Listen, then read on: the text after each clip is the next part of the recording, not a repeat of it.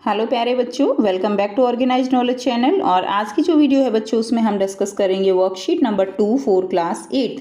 विषय हिंदी है और शिक्षा निदेशालय की ओर से ये वर्कशीट आपके लिए 8 अप्रैल 2021 के लिए शेड्यूल की गई है।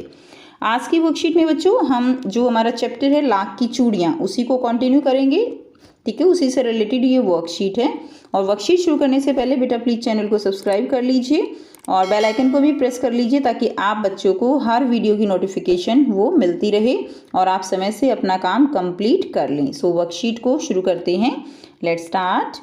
बच्चों, पिछले कार्यपत्रक संख्या 1 में हमने पढ़ा कि बदलू गांव में लाख की चूड़ियां बनाने का काम करता है। ठीक है, हमने लास्ट वर्कशीट में पढ़ा था ना कि जो लेखक है वो अपने मामा के गांव जो है जाता है और वहां पर बदलू जो वो क्या बनाता है, लाख की चूड़ियां। वह लेखक को सुंदर सुंदर लाख की गोलियां बनाकर देता था। बदलू नीम के पेड़ के नीचे बैठकर अपना काम करता था। वह भट्टी में लाख पिघलाया करता और लकड़ी की चौखट पर लाख के मुलायम होने पर उसे सलाख के समान पतला करके चूड़ी का आकार देता, बाद में उन पर रंग करता। अब हम आगे पढ़ेंगे। बदलू यह कार्य सदा ही एक मचिए पर बैठकर किया करता था। तो बेटा जो भी यहाँ पे शब्द आ रहे हैं नए, उनको भी आपको लर्न करना है। मचिया क्या होता है? मचिया बैठने के उपयोग में आने वाली सूतली आदि से बुनी छोटी चकोर खाट होती है। तो जो छोटी खाट होती है, ठीक है, सूतली आदि से बनी हुई, उसको हम मचिया कहते हैं। बगल में उसका हुक्का रखा रहता जिसे वह बीच बीच में पीता रहता। गांव में मेरा दोपहर का समय अधिकतर बदलू के पास बीतता। तो लेखक जो है बताता है कि मेरा ज़्यादातर समय किसके साथ बीतता था गांव में? बदलू के साथ। वह मुझे ललाक कहा करता और मेरे पहुंचते ही मेरे लिए तुरंत एक मचिया मंगा देता।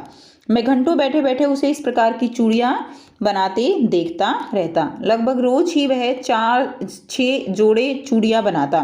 तो कितने? 4-6 जोड़े वो चूड़ियाँ बनाता। पूरा जोड़ा बना लेने के बाद वह उसे बेलन पर चढ़ाकर कुछ क्षण चुपचाप देखता रहता, मानो वह बेलन ना होकर किसी नववधू की कलाई हो।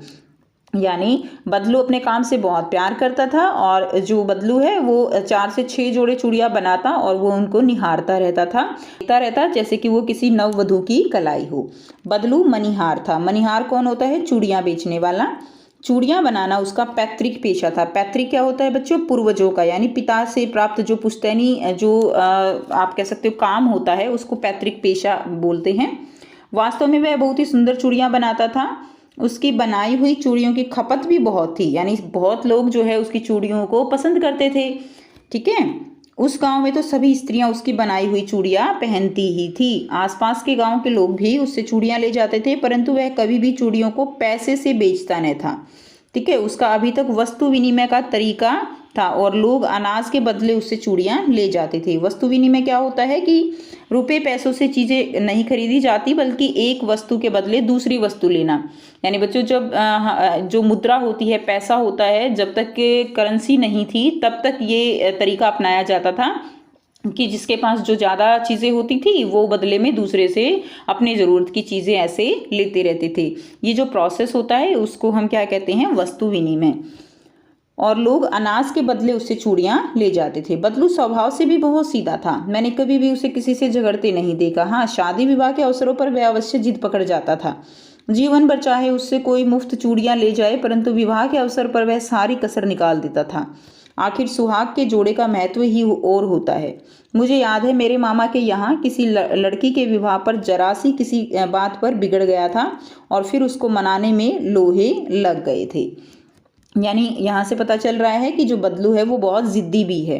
विवाह में इसी जोड़े का मूल्य इतना बढ़ जाता कि उसके लिए उसकी घरवाली को सारे वस्त्र मिलते, ढेरों अनाज मिलता, उसको अपने लिए पगड़ी मिलती और रुपए जो मिलते सो अलग। यदि संसार में बदलू को किसी बात से चिढ़ थी तो वह थी कांच की चूड़ियों से। यानी बदलू को कांच की चूड़ियाँ अच्छी नहीं लगती थी। वो चाहता था कि सारी स्त्रियाँ मेरे द्वारा बनाई हुई लाख की चूड़ियाँ ही पहने। यदि किसी भी स्त्री के हाथ में उसको कांच की चूड़ियाँ दिख जाती तो वह अंदर ही अंदर कूद उठता और कभी कभी तो 2-4 बातें भी सुना देता था। यानी उसको लाख की चूड़ियाँ बहुत पसंद थी अपनी बनाई हुई और कांच की चूड़ियों से उसको नफरत थी। अब हम नए शब्दों से परिचय करेंगे। मचिया हमने पढ़ा, बैठने के उपयोग में आने वाली सूतली आदि से बुनी छोटी चकोर खाट। मनिहार क्या होता है बच्चों? चूड़ियाँ बेचने वाला। पैतृक क्या होता है? पूर्वजों का, पिता से प्राप्त या पुश्तैनी। वस्तु विनिमय क्या होता है? रुपए पैसों से न खरीद कर एक वस्तु के बदले दूसरी वस्तु लेना। कसर का मतलब क्या होता है? घाटा पूरा करना। अब हम प्रश्न उत्तर करेंगे। पहला प्रश्न है, सोच कर रखिए कि आप अपने मित्रों या भाई बहन से किस प्रकार वस्तु विनिमय करते हैं। तो आपने भी अपने मित्र से या भाई बहन से किसी प्रकार का वस्तु विनिमय जरूर किया होगा। जैसे मित्र से अगर आप कोई पेन ले रहे हो तो बदले में कई बार आपने कहा होगा कि ये जो है बदले में मैं तुम्हें ये कॉपी दे दूंगा, या मैं अपना होमवर्क दिखा दूंगा। ऐसे भी बच्चे करते हैं ना, तो ऐसा भी आपने ज़रूर से किया होगा। ठीक है, तो आइए बेटा लिखते हैं इसका आंसर। सो बेटा यहाँ से आप आंसर लिखेंगे। आपने किस तरह वस्तु जो है विनिमय किया है वो आप यहाँ पर लिखेंगे। मैं यहाँ पर केवल एग्जाम्पल से आपको बता रही हूँ। हाँ, कभी कभी मैं अपने भाई के साथ विनिमय करता हूँ, जैसे कि मैं उसे अपना कोई खिलौना देकर उससे खाने की चीज़ या चॉकलेट ले लेता हूँ। तो आप किस तरह करते हो वो आप अपना उदाहरण यहाँ पर लिखेंगे। नेक्स्ट देखिए, प्रश्न 2 है, बदलू गांव की स्त्रियों के हाथ में कांच की चूड़ियां पहने देखकर गुस्सा क्यों होता था?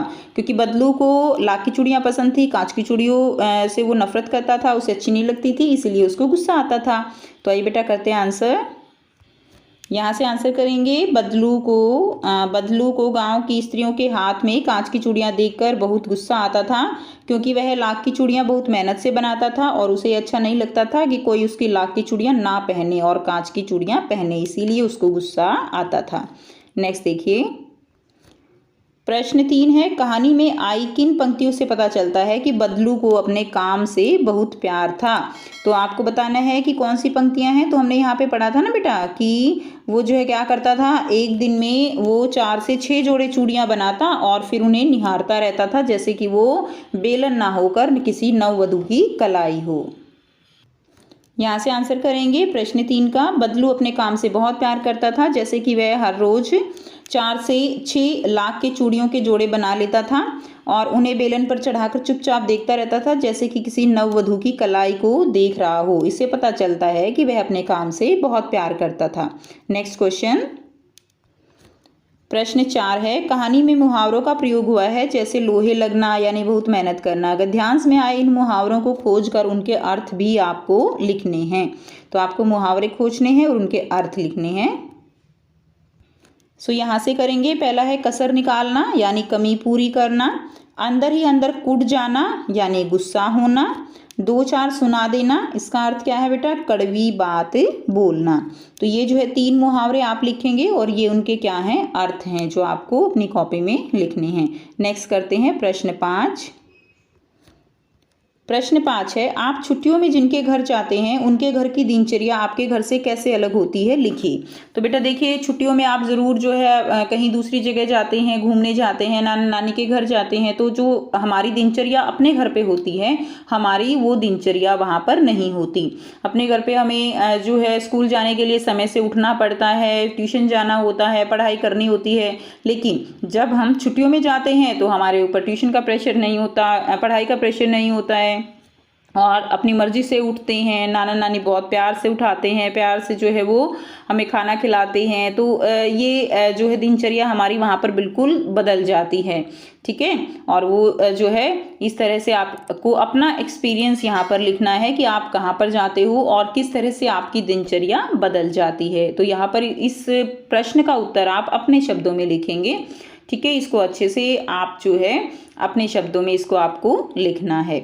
इससे आपकी जो राइटिंग स्किल है, थिंकिंग स्किल है, वो भी डेवलप होगी और आपको अच्छा भी लगेगा अपना एक्सपीरियंस वो शेयर करते हुए। सो ये थी आपकी आज की वर्कशीट बेटा। आई होप आपको वर्कशीट क्लियर है। कोई भी डाउट है आप कमेंट सेक्शन में कमेंट करके पूछ सकते हो। आप बच्चों को अगर वीडियो अच्छी लगी तो लाइक ज़रूर कीजिए, चैनल को सब्सक्राइब कर लीजिए, बेल आइकन भी प्रेस कर लीजिए ताकि आप बच्चों को हर वीडियो की नोटिफिकेशन मिलती रहे। So thanks for watching. मिलते हैं नेक्स्ट वीडियो में नेक्स्ट वर्कशीट के साथ।